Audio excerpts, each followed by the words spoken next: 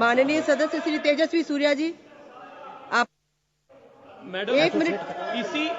Madam इसी से हम एसोसिएट करते हैं। और 30 second madam, a state should be secular in nature, Yes. but through this 4% Muslim reservation, Yes. the Congress government in Karnataka is incentivizing religious conversion into Islam. Yes. And a secular state cannot take such measures.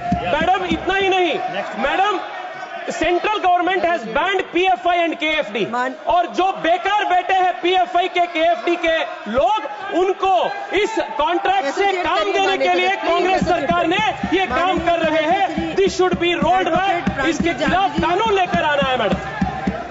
माननीय सदस्य advocate Francis जी,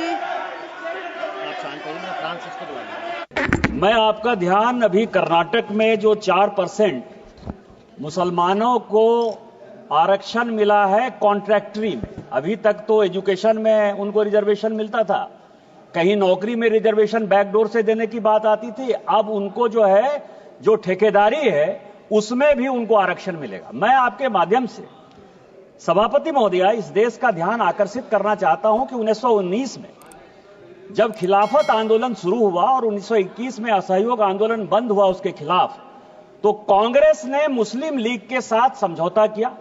1937 में कांग्रेस ने मुस्लिम league के साथ समझौता करके संवित सरकार बनाई और अलग से उनके लिए वोटर कार्ड हो, अलग से उनका अधिकार हो, इस आधार को बढ़ाते हुए इस देश का बंटवारा कर दिया। ये फैक्ट है कि इस देश का धर्म के आधार पर 1947 में बंटवारा हो गया, पाकिस्तान बन गया।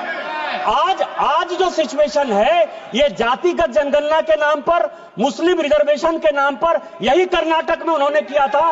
ये बैकडोर से ओबीसी का रिजर्वेशन काटकर, क्योंकि अभी तेलंगाना में जो हुआ है सोरोस के साथ और जर्मनी के एक्सपर्ट के साथ मिलकर उस कमेटी में वो लोग सदस्य थे और उसमें जो है वो ओबीसी में मुस्लिम को जोड़ने की बात करते हैं, ओबीसी का अधिकार खत्म करने की बात करते हैं। और जिस तरह से उन्होंने 1921 और 1937 में किया, वही काम ये फिर से करना चाहते हैं।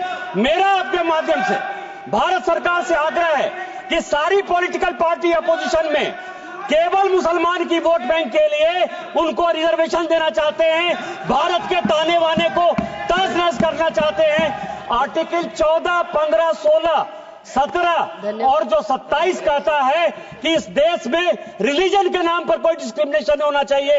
मैं आपके माध्यम से भारत सरकार से आग्रह करता हूं कि कानून बनाइए और अपोजिशन का जो ये वोट बैंक पॉलिटिक्स है इसको खत्म करिए और मुसलमानों को बैकडोर से कोई एंट्री नहीं दीजिए। माननीय सदस्य श्री तेजस्वी सूर्या जी।